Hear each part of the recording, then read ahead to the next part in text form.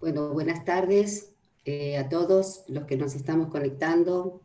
Mi nombre es Patricia Barchieri y en nombre del Laboratorio Investi quiero darles la bienvenida, agradecerles su participación en esta charla hoy sobre adicciones, hoy conviviendo con COVID-19, a cargo del doctor Guillermo Dorado. ¿Qué tal, Guillermo? ¿Cómo estás? Buenas tardes.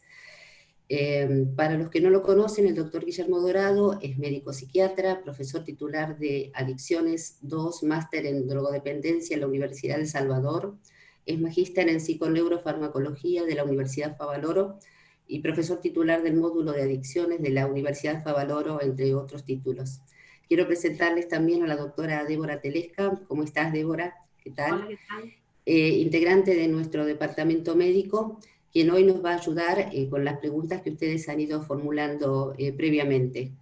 La charla tendrá una duración aproximada de 1 hora, entre disertación y preguntas, y antes de comenzar, no quiero dejar de agradecer a todo nuestro equipo de trabajo que participó tan activamente por la difusión y para alcanzar hoy la convocatoria que estamos teniendo. Así que bueno, sin más, Guillermo, no sé si te parece, podemos empezar a compartir tu charla sobre adicciones. Muchas gracias, Patricia. Bueno, gracias al Laboratorio Investi que hace posible que podamos compartir este espacio, que no es poco, compartir un espacio en tiempos de estar en cuarentena, de estar recluidos, y muchas gracias también a la doctora Débora Telesca, que me va a acompañar un poco en poder articular todas las preguntas de nuestro auditorio, colegas públicos general, y también un saludo especial a la APM Daniela Rodríguez, que ayudó con su granito de arena para que podamos estar hoy acá. En principio, mi intención era unos breves minutos contextuar algunas cosas que creo que pueden ayudar a definir qué es la adicción. En principio, la adicción podemos enfocarla desde muchas perspectivas, pero no hay duda que el cerebro interviene y de una manera preponderante en lo que es la enfermedad adictiva, que la enfermedad adictiva no se genera inmediatamente, sino que necesita una serie de elementos, pasos, cierta periodicidad y cronicidad, siempre digo yo, en el uso de una sustancia para que se produzcan ciertos cambios, y esto hace que una vez que se instalen, estos cambios no se borren, con lo cual hablamos que es un trastorno crónico la adicción, y que como trastorno crónico significa que algunas sustancias que tienen que tener algún elemento particular, y esto es generar, por ejemplo, una vivencia placentera a unos niveles demasiado elevados como para hablar de acciones farmacológicas, pero por eso todas las sustancias adictivas, a pesar de que algunas puedan ser inicialmente depresoras, otras estimulantes, u otras generar un estado de lo que llamamos dislexia o cuadros psicóticos, todas tienen que ver con activar ese circuito de recompensa cerebral. Por eso no es lo mismo consumir una sustancia u otra o mezclarlas, o también veremos en la charla de hoy algunas otras situaciones que hoy definimos como adicciones comportamentales. ¿Por qué algunas personas son más vulnerables que otras? La verdad que no tenemos una respuesta, pero pareciera que la llave está en cómo funciona ese circuito de recompensa, que es como decir, cómo pueden las personas experimentar placer, y si lo pueden hacer fácilmente por las situaciones naturales que nos generan placer, la actividad física, la comida, los logros, el reconocimiento, etcétera, son todas situaciones que naturalmente activan nuestro circuito de recompensa, pero hay diferencias genéticas y de alguna forma la ciencia hoy está intentando ver cuáles de esas diferencias genéticas nos pueden ayudar a la hora de los tratamientos. Por supuesto que hay una enorme cantidad de factores que inciden en lo que es el curso de la enfermedad adictiva, por ejemplo, que exista más facilidad de conseguir algunas sustancias que otra, marca un elemento importantísimo, y hoy, por ejemplo, lo vemos con el alcohol, donde un poco producto de la cuarentena y del aislamiento que nos, de alguna manera, marca la pandemia, la facilidad con el alcohol es determinante para que sea hoy uno de los problemas más relevantes en la pandemia, como vamos a ver. Entonces, la adicción no se desarrolla inmediatamente, hace falta periodicidad y cronicidad en el uso de una sustancia. Eso va generando cambios anímicos, como vamos a ver, y por supuesto también a partir de entender que algunas conductas pueden volverse adictivas, también empezamos a entrever un poco más cómo funcionan estos mecanismos de la adicción. Es controversial decir si es posible consumir sustancias de una manera controlada. Para mí esto es un punto que todavía no tenemos claro. Tal vez el punto más fácil de entender es con el alcohol. Se puede tener un vínculo con el alcohol no adictivo, y es lo que tenemos la mayoría de las personas, pero sí es claro que cuando una persona atraviesa cierto umbral y empezó a hacer el alcohol un problema y se generaron estos cambios que tienen que ver con la adicción, esto ya es una situación que no vuelve atrás. Entonces, también a modo de situar el problema es todas las sustancias adictivas activan el circuito de recompensa, decimos los especialistas en esto que son potentes reforzadoras, y este efecto reforzador significa efecto placentero. Y es como si una sustancia adictiva generara ese efecto placentero a niveles, llamamos nosotros, suprafisiológicos, es decir, a niveles para los cuales nuestro cerebro no está acostumbrado. Y esto es uno de los problemas, de alguna manera, que va marcando los cambios crónicos que se generan en la adicción. Pero es muy importante porque cuando una persona tiene estas experiencias, empieza a desear tenerlas, y un poco con los circuitos de memoria que se van instalando, llega un momento en que el deseo se independiza del efecto placentero. El querer usar una sustancia ya es diferente de lo que ocurre cuando una persona usa esa sustancia. Por eso es que vemos personas que ya han desarrollado la adicción, que tienen un deseo irrefrenable, que es lo que técnicamente llamamos craving de sustancias, pero es algo que a lo mejor una vez que tienen el contacto con las sustancias, el placer esperado no se dio, o no es lo mismo, o aparecen todas vivencias de culpa, reproche, insatisfacción, o los momentos de depresión o bajón, como clásicamente habla una persona con adicción. Entonces, el momento en que se instala este deseo, que de alguna manera podemos decir que es un deseo anormal, excesivo, automático y no manejable desde la voluntad, ya está marcando que hay cambios neuroplásticos que son lo que llamamos adicción. Entonces, esto sí es importante porque genera una suerte de automatismo, para lo cual no sirve apelar a la voluntad, porque justamente es algo que no puede manejarse voluntariamente. Y esto lleva entonces a que una persona con adicción, a pesar de saber y tener conciencia que hay problemas y que esto va a traer consecuencias, no puede evitarlo. Entonces también lo importante es que si esto es un problema crónico, como digo, también, aunque pase mucho tiempo, este problema va a persistir. Y esto lo vemos básicamente en personas que han dejado exitosamente de fumar, y en alguna situación de estrés, que puede ser una pérdida o una frustración, si tienen contacto con el cigarrillo, hayan pasado los años de abstinencia tabáquica que sean, rápidamente vuelven otra vez a fumar, como cuando tenían su marca de 20 o los que hayan sido cigarrillos por día.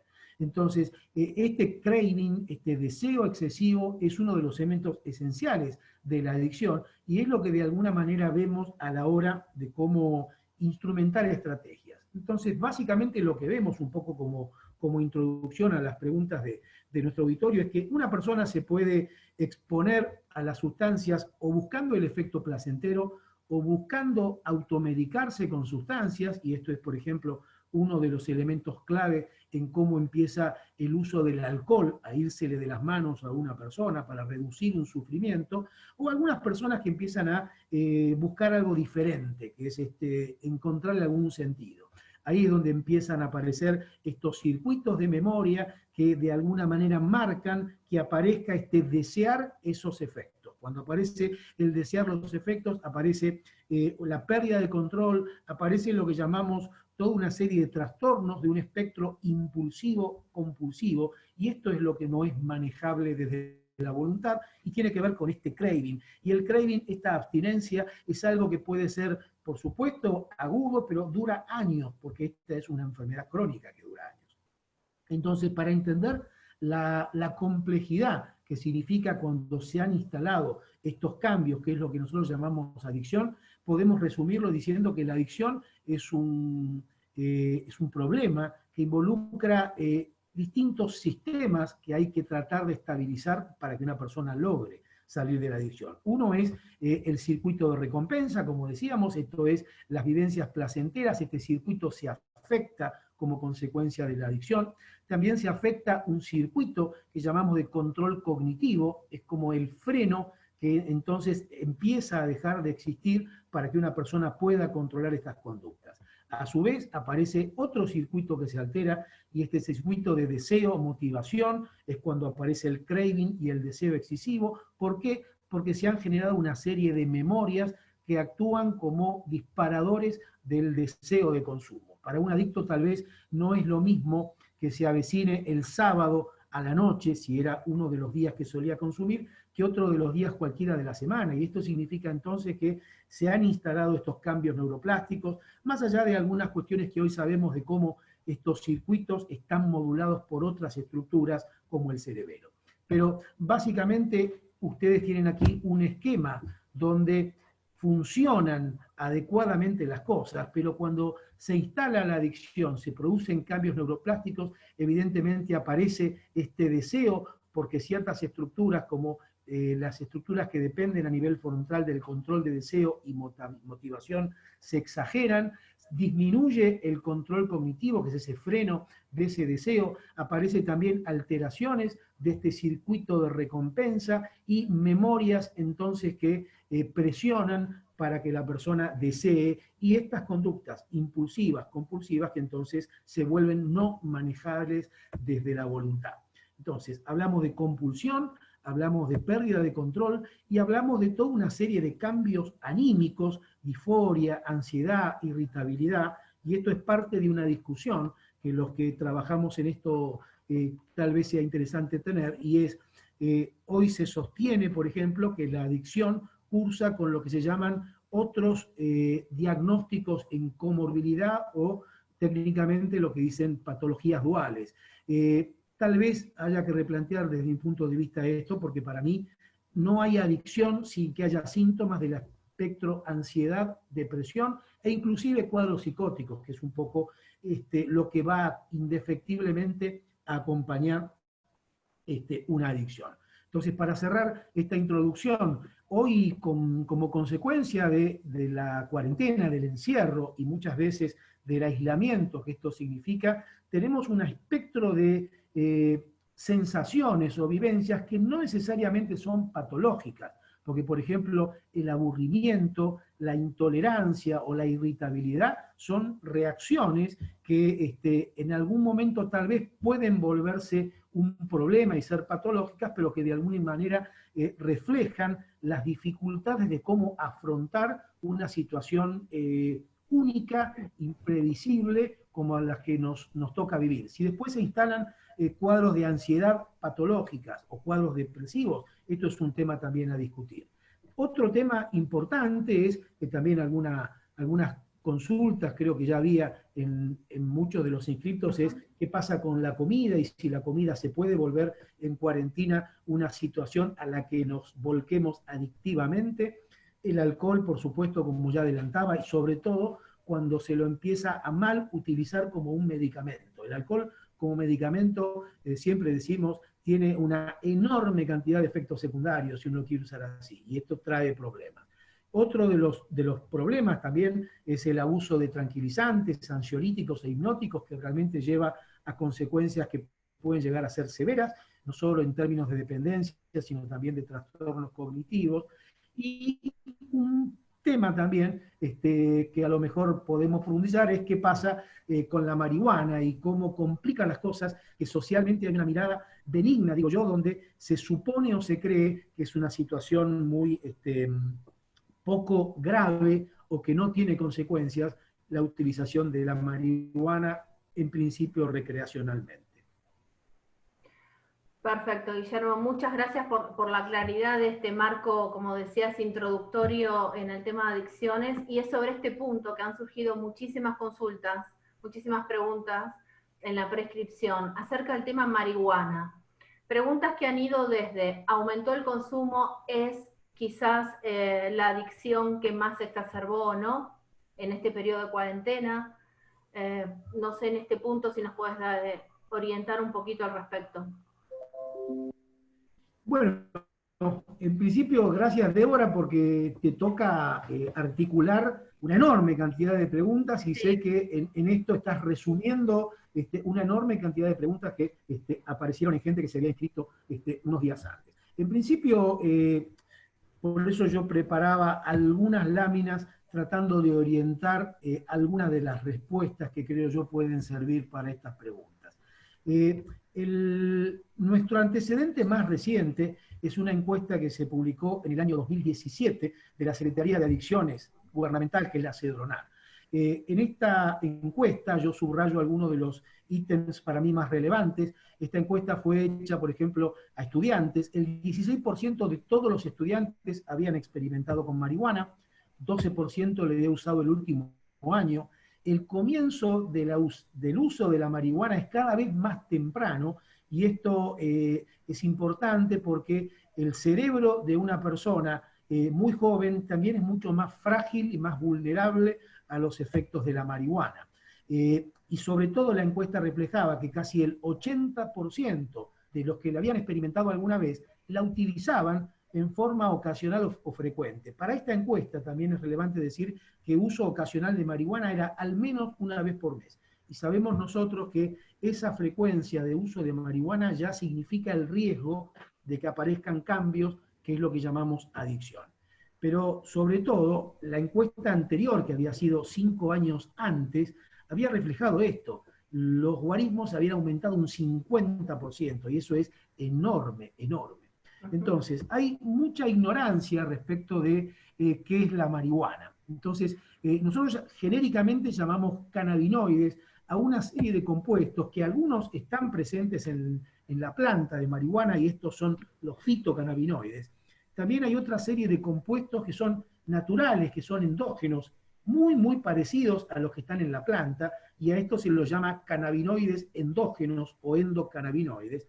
Y también han aparecido en el mercado una enorme cantidad de compuestos sintéticos con unas potencias siderales, que estos realmente generan, por lo menos actualmente en Europa, un gravísimo problema de salud pública, justamente por los cuadros psicóticos que pueden generar.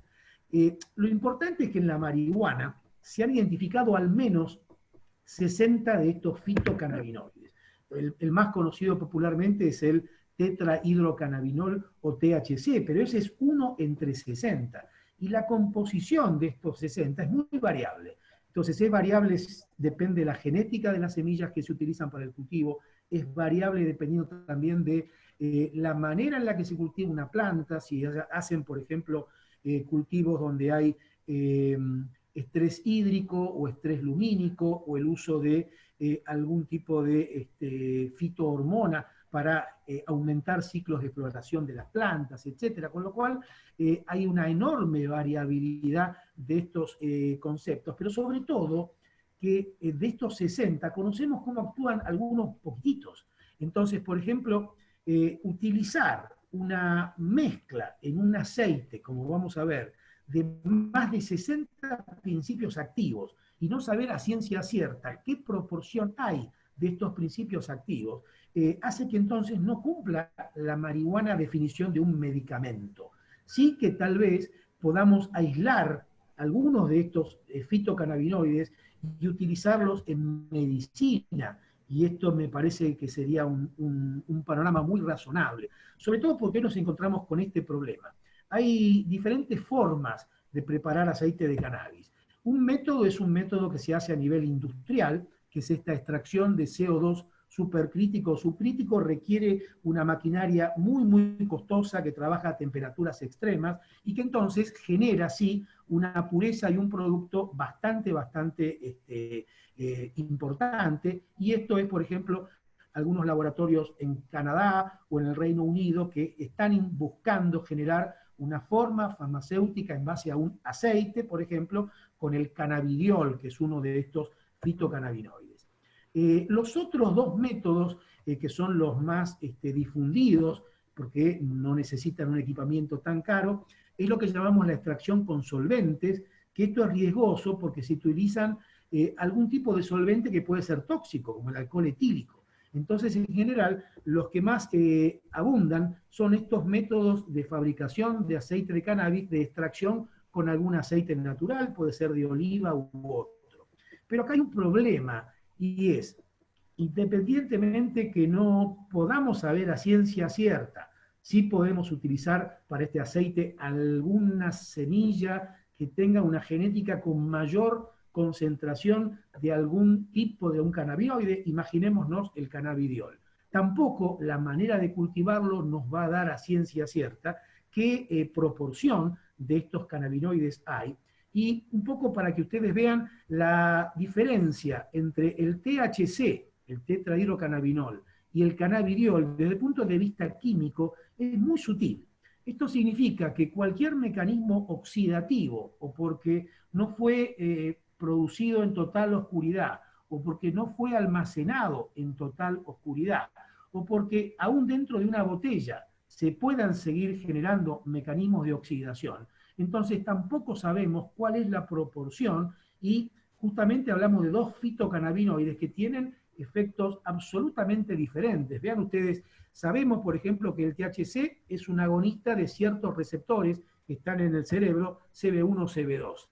Pero en esa mezcla, porque solamente conocemos algunos, por ejemplo, tenemos la tetrahidrocannabivarina, que es un antagonista de los mismos receptores, el cannabigerol, que es agonista parcial de los mismos receptores, y este cannabidiol, que actúa a otro nivel, actúa en otros lugares, en otros receptores, y todavía, por ejemplo, se lo postula como una posible solución en la epilepsia refractaria, en el síndrome de Dravet o en la epilepsia, lo que conocemos síndrome de Lennox-Gastaut, pero tampoco sabemos a ciencia cierta cómo funciona. Entonces, este es un poco un escenario como para tratar de echar luz, y que tampoco estamos hablando de una solución que yo siempre digo, la verdad que si un chico tiene una epilepsia refractaria y realmente no tenemos que usar, realmente tener una herramienta que por lo menos frene la cantidad de convulsiones es útil, pero esto es como hacer medicina de trinchera. Y se supone que, además de la medicina de trinchera, por lo menos como médicos, tendríamos que buscar herramientas que nos den mayor precisión para saber cómo y dónde intervenimos. Medicina basada en la evidencia, ¿no? Claro, y evidentemente para esto, Débora, no tenemos todavía evidencia, y la poca evidencia que tenemos la tenemos con una forma farmacéutica, un aceite que no tiene manera de ser precisos en cuanto a dosis y en cuanto a que, lo que es más grave todavía, cómo asegurar que una botella de aceite va a ser idéntica a otra. Esto es absolutamente imposible. Ok, perfecto. Clarísimo. Y siguiendo un poco con este tema de marihuana, yo te consultaba y vos respondías claramente que, bueno, entendería yo que probablemente sí sea una de las adicciones que se exacerban en esta época, ¿no? En esta época de cuarentena, un poco lo que nos convoca ahora, que estamos atravesando, quizás a partir de pacientes que tienen sus plantas, cultivan, etcétera. ¿Estoy en lo cierto o no? Sí, sí, porque bueno, también una de las consecuencias del aislamiento y de la cuarentena es que las drogas ilegales tienen un problema en cómo son distribuidas. Entonces, si bien nunca nos dejamos de sorprender de la habilidad con la que se puede seguir sosteniendo un negocio, que en definitiva todas las drogas ilegales tienen un costado lamentable de negocio, esto la verdad que se limitó muchísimo. Con lo cual, todo lo que es plantaciones caseras, plantaciones domésticas, por supuesto que sí, y de esto hay mucho, sobre todo porque estamos en un terreno donde todavía no es legal cultivar la marihuana, como es, por ejemplo, en nuestro vecino país Uruguay, o en otros países que es legal, pero ya se enfrentan con los problemas de la legalidad. Por ejemplo, en Denver, que es la ciudad más importante del estado de Colorado, de Estados Unidos, uno de los estados donde se aprobó el uso de la marihuana recreacional, además de la marihuana medicinal, se han cumplido 5 años de esta legalización. Y salió hace poquito, a fines del año pasado, en un diario muy importante de Estados Unidos, un balance de estos 5 años, y el balance, por ejemplo, reflejaba que el consumo de marihuana en Denver era el doble que en el resto de la población de Estados Unidos, que habían aumentado las consultas a las guardias hospitalarias por crisis agudas, episodios de ansiedad, cuadros de psicosis, y que de alguna manera, y esto es lamentable, allá en los shops donde se venden los productos de marihuana, también hay toda una cantidad de productos que los llaman comestibles, y son chocolates, caramelos, y había en estos 5 años un disparo enorme de casos de chicos con intoxicaciones severas por haber consumido alguno de estos comestibles, con lo cual esto forzó a que los envoltorios de estos comestibles ya no pudieran tener ni colores vistosos, ni nada tan llamativo, como un intento de tratar de frenar esto. Entonces, este es un péndulo que a veces vemos, ¿no? Después de las legalizaciones, tienen que empezar las prohibiciones cuando uno se enfrenta con lo que es el impacto en la salud pública luego de la legalización. Tal cual. Y en este contexto, ¿hay registros internacionales quizás de países que ya lo han pasado, o nuestros incluso, de afectación en cuanto al paciente adicto a marihuana, cocaína, por ejemplo, se me ocurre en este momento, para el desarrollo de la mortalidad del COVID? ¿O no lo hay? No hay registros todavía, no hay reportes. No, estudios no tenemos, pero por ejemplo, sí. lo que sí sabemos, Patricia, es que la marihuana impacta sobre el sistema inmunológico.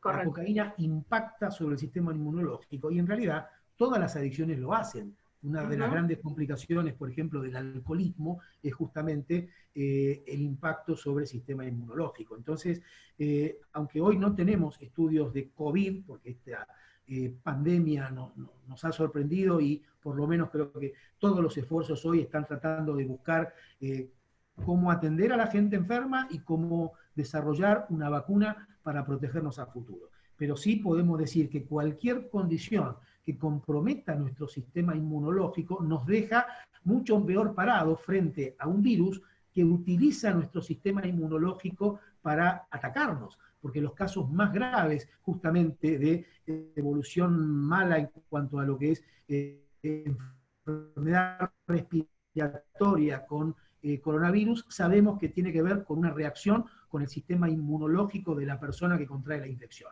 Con lo cual te diría que en cualquier condición, por eso vemos también población de riesgo en la población más añosa, o donde hay algunas comorbilidades que de alguna manera comprometen el sistema inmunológico.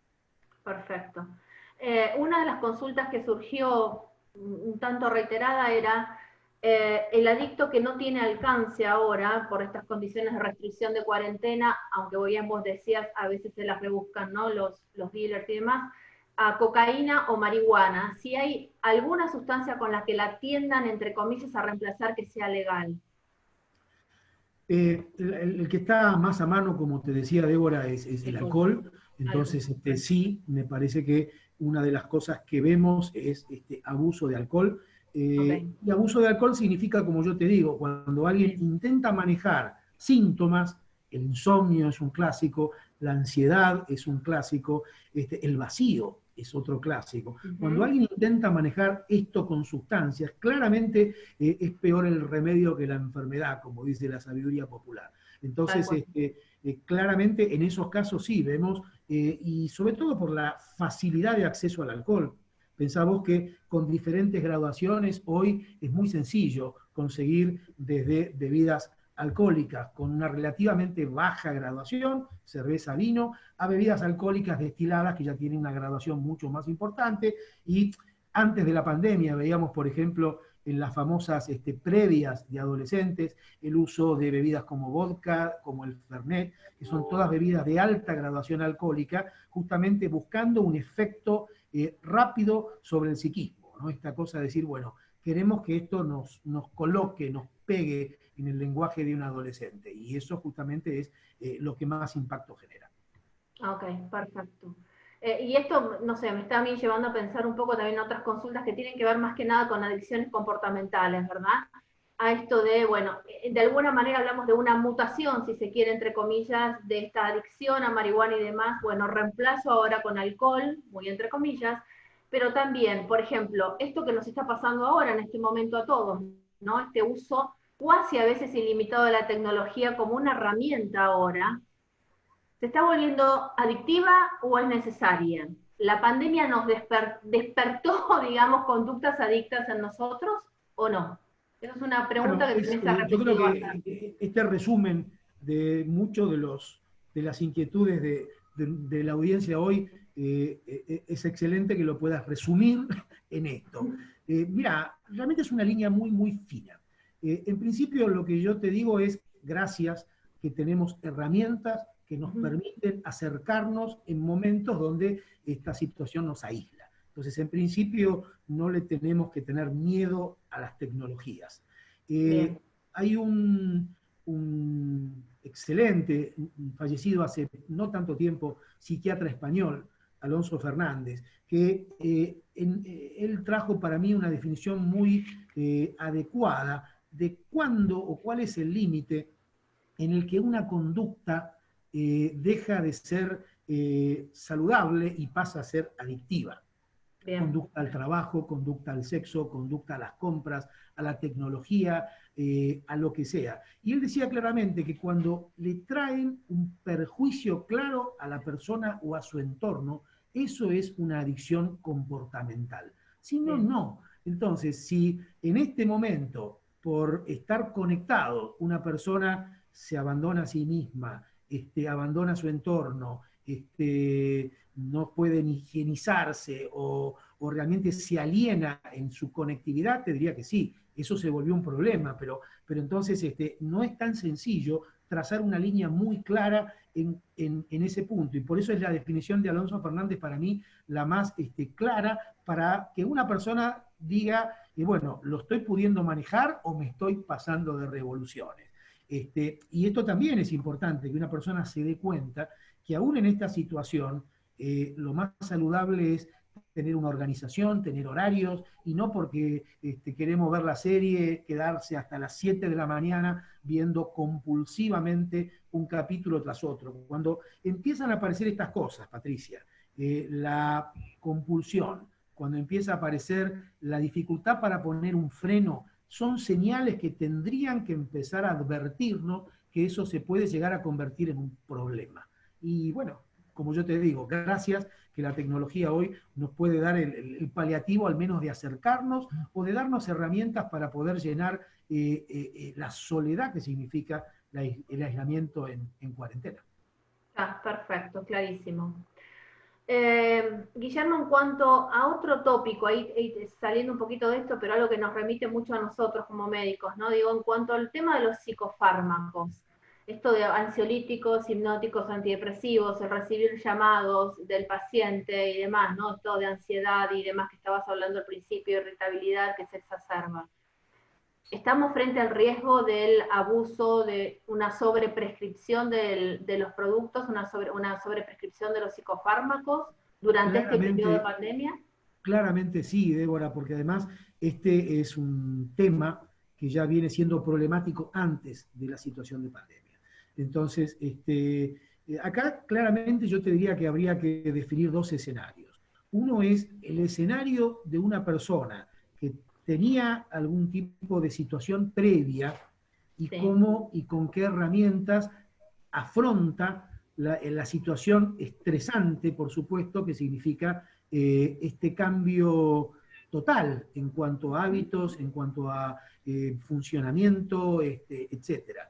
Entonces, claramente esto va a impactar, y más en una persona que tenía ya alguna dificultad, y esto tiene que ver con el recrudecimiento que todos los colegas que trabajan en salud mental, médicos, psicólogos, hoy están trabajando, yo te diría, a destajo, tratando de ayudar a sus pacientes a cómo afrontar con buenas herramientas y sobre todo justamente a diferenciar cuando estamos hablando de una ansiedad que es fisiológica y que es normal, y cuándo tenemos que hablar de la ansiedad como algo patológico. Yo siempre digo, parafraseando al bolero, imagínate que aquel que está cantando ansiedad de tenerte en mis brazos, lo que recibe como respuesta es un ansiolítico. No, lo que estaba necesitando para calmar esa ansiedad era otra cosa, pero esa era una ansiedad normal, esa era una ansiedad que en principio no tendría que generar alarma o preocupación. Ahora bien, cuando una persona ha tenido un trastorno de ansiedad, evidentemente cualquier señal de ansiedad se vuelve riesgosa, es vivida como peligrosa y a veces también se le da una respuesta inadecuadamente de medicar algo que no es medicable y que uno tiene que aprender a afrontar.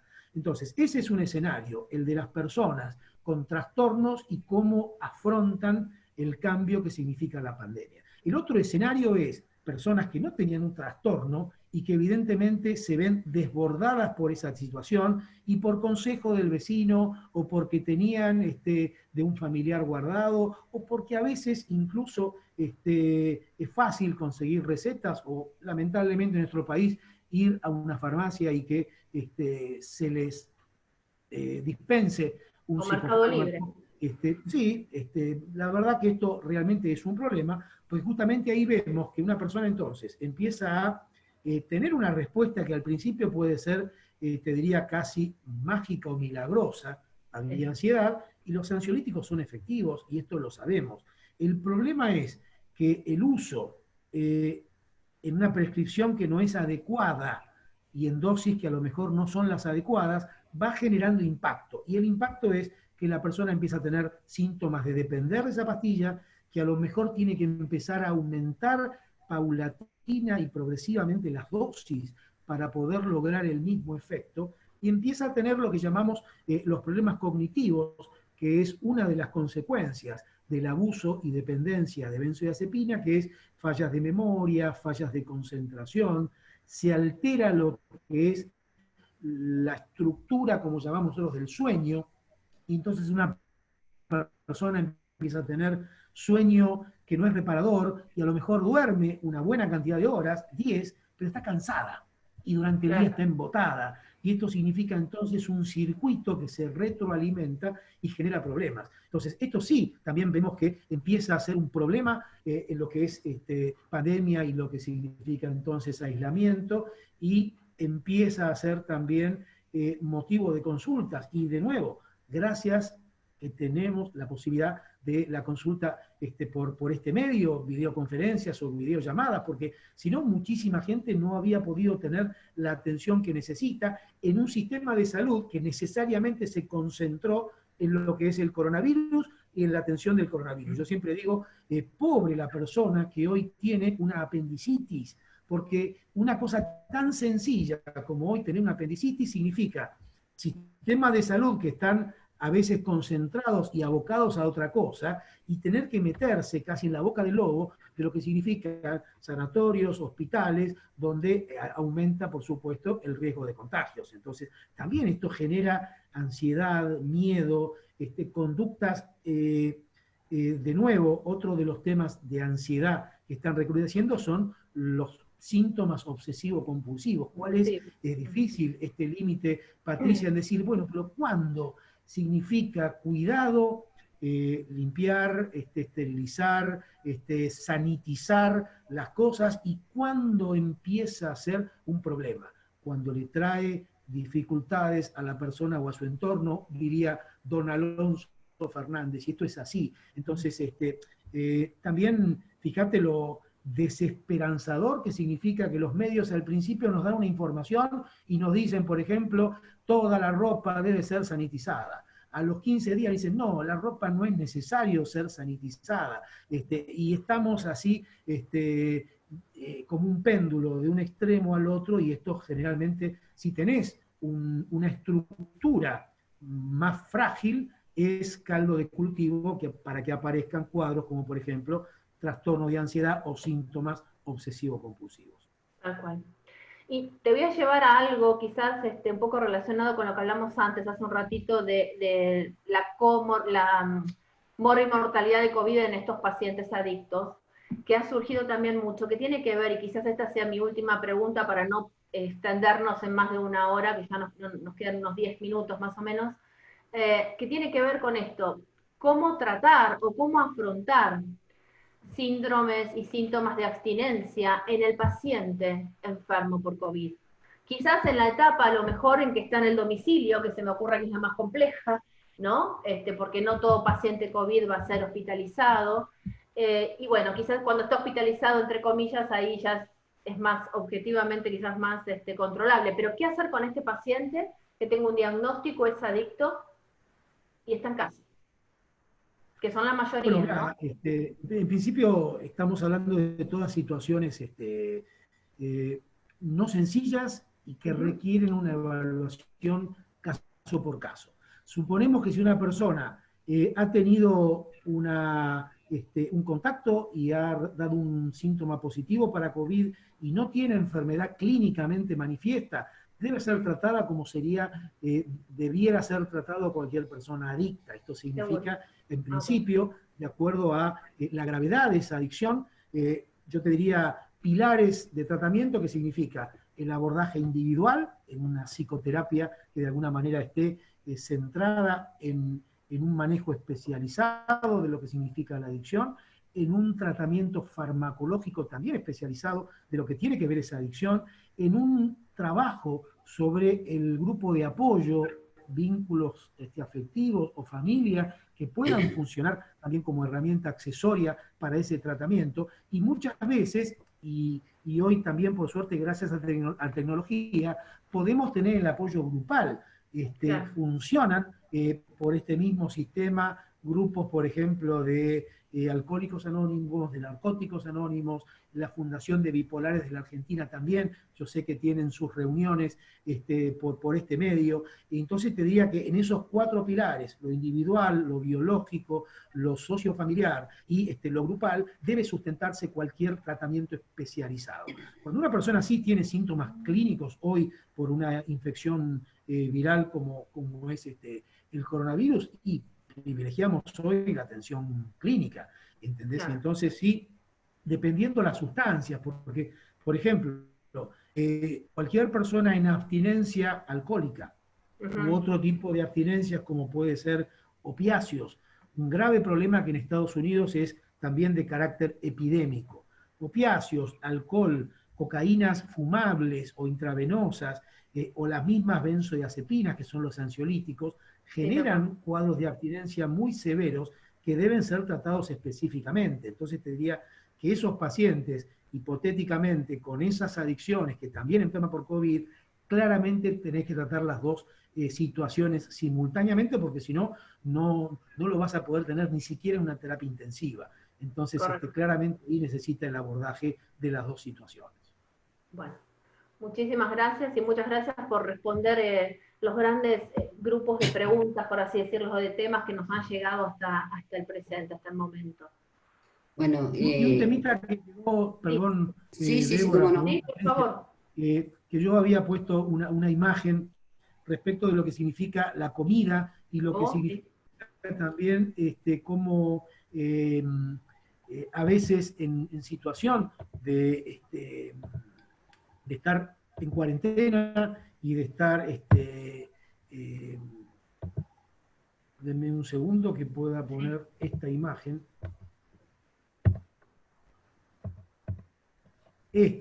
Porque en realidad, si bien es cierto que estando en cuarentena nuestra capacidad de recompensarnos disminuye, es cierto también que la comida es lo que tenemos más a mano y no está mal, y entonces tampoco lo vería como una situación difícil o para denominar como adictiva, que como resultado de atravesar algo tan duro, difícil, uno salga de la cuarentena teniendo menos actividad física, porque aunque uno sea creativo, a veces en espacios reducidos no se puede tener la misma actividad física, y uno salga de la cuarentena con algunos kilitos de más, pero la verdad que cuando yo cada vez que miro la Mona Lisa de Botero, me encanta, me parece divina, entonces tampoco es que porque alguien pueda calarse unos kilos de más post cuarentena, esto ya es un problema grave que nos tiene que torturar. Bueno, creo que es lo menos malo que nos podría pasar si en esta cuarentena nos calamos algunos kilos de más. Entonces, también es poder situar las cosas y entender que en situaciones complicadas y graves como las que tenemos que atravesar, bueno, tal vez esto no sea un problema tan grave, pero por supuesto, hay que cuidarse. Doctor, me ha hecho sentir mejor con sus últimas palabras, debo decirle. Bueno, Guillermo, muchísimas gracias. Como siempre, muy claros todos tus conceptos. Abordaste el tema desde muchísimos ángulos. Espero que, bueno, hayamos podido, digamos, responder a todas las inquietudes que nos plantearon. Les queremos agradecer también a Débora y recordarles también, bueno, a los participantes que tienen una encuesta en el chat que si quieren pueden después responder. Nuevamente, gracias por tu participación en nombre de Investi y, bueno, un saludo para todos y gracias por haber participado. Hasta luego, buenas noches. Hasta luego, buenas noches. Gracias a vos, gracias a Débora, gracias a Investi y buenas noches a todos. Al contrario, Gracias. hasta luego.